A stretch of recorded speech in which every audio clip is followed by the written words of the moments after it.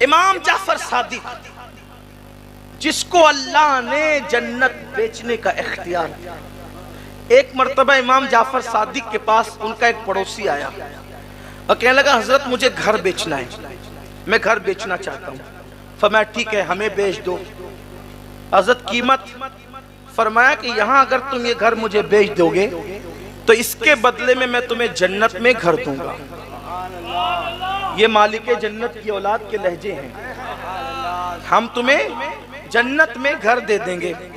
कहा हजरत, लेकिन उस दौर के लोग भी कितने सच्चे सुच्चे थे, अकीदे के अच्छे थे। उन्होंने कहा हजरत दस्तावेज तो तैयार करनी होगी ना, तो आप हमें लिख के दे दें, घर आपका हम लिख के देते, जन्नत हमारी आप लिख के दें।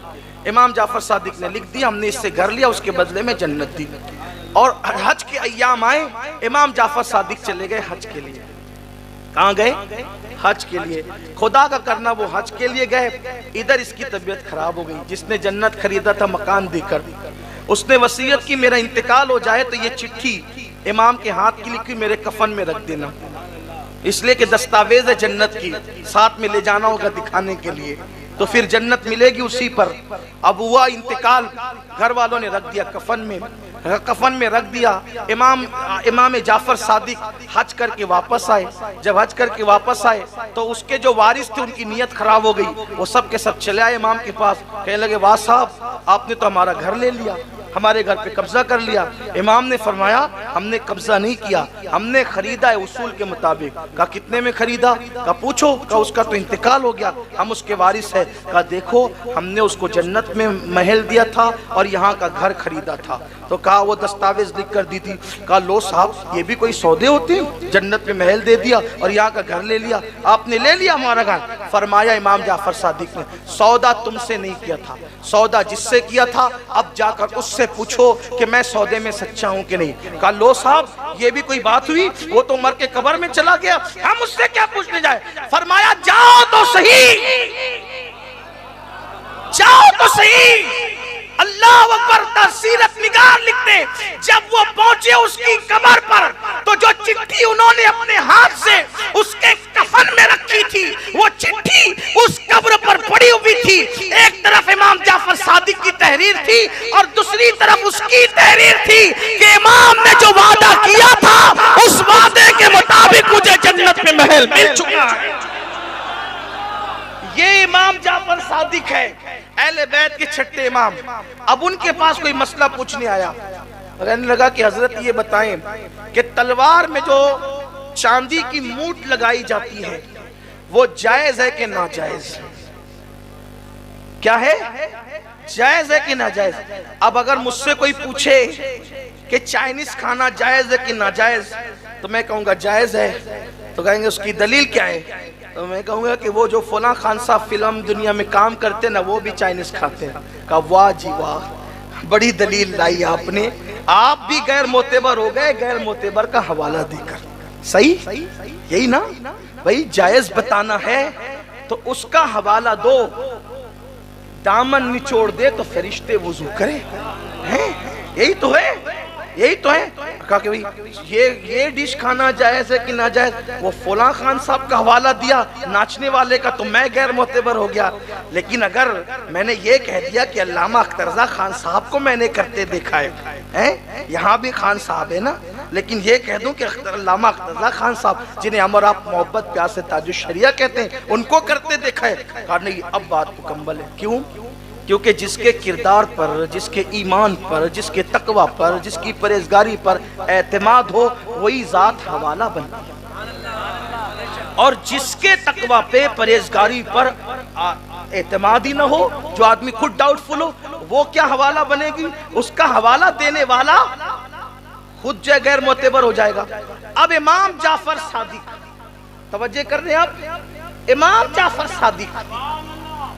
जाफर सादिक जो हम हनफियों का हवाला, जो शाफियों का हवाला, जो मालिकियों का हवाला, जो हम्बलियों का हवाला, जो बहलुल दाना जैसे मजहूब का हवाला, जाफर सादिक सब का हवाला। बल्कि जो लोग फिक्ह हनफी मालिकी शाफी को नहीं मानते, तो वो लोग भी फिक़्ह जाफरी को अपना हवाला मानते हैं। हो गया सबके लिए हवाला, दोनों फरीकैन के लिए हवाला। अब इमाम जाफर सादिक सबके लिए हवाला, शिया सुन्नी सबका हवाले का नाम है जाफर सादिक। वहीं पर इमाम आजम, वहीं पर दातारी हिजवरी, सब वही जो सबका हवाला है इमाम जाफर सादिक। उनका हवाला कौन है? उनका हवाला कौन है? वो किसको दलील बनाते हैं? वो किसको दलील मानते हैं? आने वाला पूछता है चांदी की मूठ तलवार में बनाना कैसा? फरमाते इमाम जाफर सादिक जायज है, फरमाते जायज है। पूछने वाले ने पूछा दलील? फरमाया अबू बकर सिद्दीक ने अपनी तलवार में चांदी की मूठ लगाई थी, तो चूंकि उन्होंने लगाई थी इसलिए जायज है। पता चला जाफर सादिक का मसलक ये है। काम क्या हुआ इसका मुझे कोई खबर नहीं। अबू बकर गलत नहीं कर सकते। अगर चांदी की मूठ तलवार में लगा ली तो अबू बकर की बात दलील बन गई। अब जितने काम अबू बकर ने किए हैं अबू बकर के काम नहीं देखते, क्योंकि वो जात गलत कर नहीं सकती, इसलिए उन्होंने लगाया तो लगाना जायज है। तो आने वाले की नीयत में कुछ डामाडोल था, उसने कहा आप भी उनको सिद्दीक कहते हैं, आप भी उनको सिद्दीक कहते हैं। अब इमाम जाफर सादिक बैठे थे, खड़े हो गए और फिर कहते हैं हो सिद्दीक सिद्दीक सिद्दीक सिद्दीक सिद्दीक सिद्दीक। जब तक उनकी सांस नहीं टूट गई वो अबू बकर को सिद्दीक सिद्दीक सिद्दीक कहते हैं। वो सिद्दीक है, सिद्दीक है, सिद्दीक।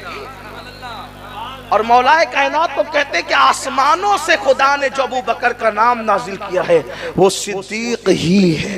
नारे तकबीर, नारे रिसालत, नारे हैदरी, खानदान अहले बैत और सैयदना सिद्दीक अकबर।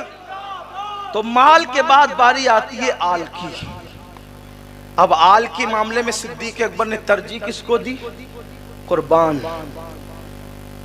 आपकी बड़ी मशहूर रिवायत है, आपका बेटा ईमान लाने के बाद सिद्दीक अकबर के साथ असकी बाबा बदर का मैदान कितना भयानक और दर्दनाक था। एक तरफ बाप, दूसरी तरफ बेटा, एक तरफ चचा, दूसरी तरफ भतीजा, एक तरफ मामू, दूसरी तरफ भांजा। ये हुजूर के सहाबा हैं। मेरे अजीजों, नबी के लिए कोई दामाद नहीं छोड़ता यार, उन्होंने अपना बाप छोड़ा है। जो शहर में काबा था, काबा, वो शहर छोड़ा। हमें काबे से क्या मतलब, महबूब गया तो हम भी चले जाए। ये सहाबा है, लोग उनका किरदार आज मशकूक कर रहे हैं, जिन्होंने काबे वाला शहर छोड़ा, अल्लाह के नबी के लिए माल छोड़ा। और ये तो सिद्दीक अकबर है। इमाम तबरी लिखते हैं कि एक बार सिद्दीक अकबर यूं आस्तीन चढ़ा के थर थर कांपते हुए बारगाह मुस्तफ़ा करीम में हाजिर हुए।